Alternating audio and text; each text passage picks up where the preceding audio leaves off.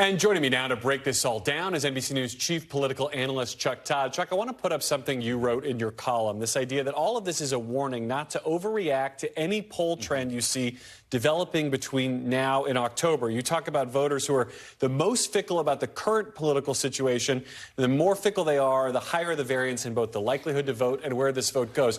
You cannot tell us to ignore the polls until October. Well, but you don't have to, and we won't. We're going to get these releases.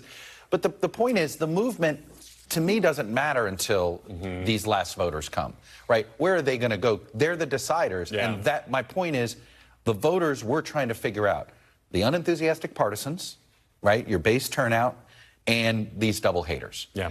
They're not going to decide now. Now, they may, asked by a pollster, say, I'm for Kennedy now. I'm for this. Like, I think you will see, my point is, it's going to be volatility that really, they're still undecided come October, which is why ultimately it's that movement there. And I will point out one thing about the polls that I think is something to keep in mind. I think it's possible we look back, this is peak Trump, because he just won. And he hasn't been put through the billion-dollar ringer that he's about to go through. Correct. Meanwhile, Biden, he has more room to grow. Now, maybe he never grows, okay? I mean, I still have room to grow, and I never got to 6 feet. So, I mean, but in theory, there are more potential voters for him to get. So, for Trump, it feels like he's kind of topped out. The thing that's so counterintuitive about all this to me is you've got an election in which average voters, even low ID voters, know more about these two candidates than like any other two candidates in history, and yet there's still so much uncertainty. I think that's a hard circle to square. Well, if you don't, I think it all depends on what your expectation of politics is. And I think that this is something not to go too meta. No, I wrote about this a couple weeks ago because I do think that there are some people that go into the ballot box and what does it mean for me? And then there's some people that go in the ballot boxes, what's best for what I think is best for the country. And you and I don't know which voter is doing that. Their vote counts the same. And I think this group of voters, the reason why they're undecided is because I think they're mostly, I think they're thinking, well, I don't know which way is the right way. Because I look and I'm like, it could be they're exhausted from the divide. I will say this, the other warning I was putting out there is, don't assume that just because the last two elections basically were identical results, except with literally a flip, that we're going to have three straight.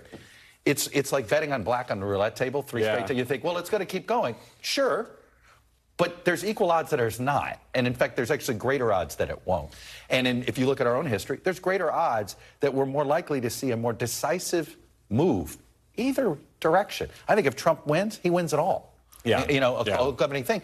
And I think the likelihood that Biden gets everything is higher than we fully realize. What I liked about your framing is it helps me understand why we've seen Donald Trump run the race he has been, which has been no outreach whatsoever to the Nikki Haley voters. There's no pivot. There's no move to the center. It's to squash those unenthusiastic partisans on the Democratic side. Like, you're right. You do want to stay home because Joe Biden does suck, right? That is like the whole basis of the Trump campaign right now. I think it is. I think making people feel unnerved about their guy, 100%. I do think that's Trump's strategy, if there is one. You know what I mean? It's certainly been his strategy over the years in order to, how does he become popular, make other people unpopular? Right, it's a frame that makes sense here. While I have you as our resident Florida man, I want to ask you about the Florida Supreme Court part of this. There was so much, sunshine, if you will, from Democrats yesterday, even to just call Florida winnable. How realistic does that seem to you on the presidential level or perhaps on the down ballot level, having abortion Democrats' favorite issue at the center of this campaign? Look.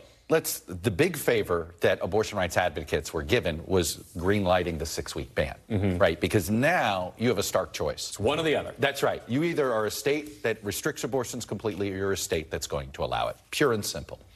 But what I think we underestimate the intelligence of the voter. Meaning, the voter, there are plenty of voters who understand they vote on this and then they can vote any other way they want. That's right. Elsewhere. Now, do you get more youth turnout? That's a big deal, okay? If you get more youth turnout, and that is the key, that's what we saw in Kansas, right? If suddenly voters under 40 are coming out in numbers that they came out for Obama, numbers that they came out, then that's how you lose Florida by 3 points. Remember, Biden only lost Florida by 3 points. This is, we saw what happened in 22 and we're all like, oh my God, right? Florida's probably more like a 5-point state generically could turn out, make it 2 or 3. The problem is what it would take to win the state, the Democrats haven't done. They've yet to register voters for the last 300 years in the state of Florida, but at least the last 3. Florida is a 4-year project. Right. All the time. You cannot just Texas turn it is like a light switch. Don't even get me started on Texas. You and I could do this. We'll do that in our second hour, but we got to leave it there. Chuck Todd, thank you for sharing your analysis with us on this. Thanks for watching. Stay updated about breaking news and top stories on the NBC News app or follow us on social media.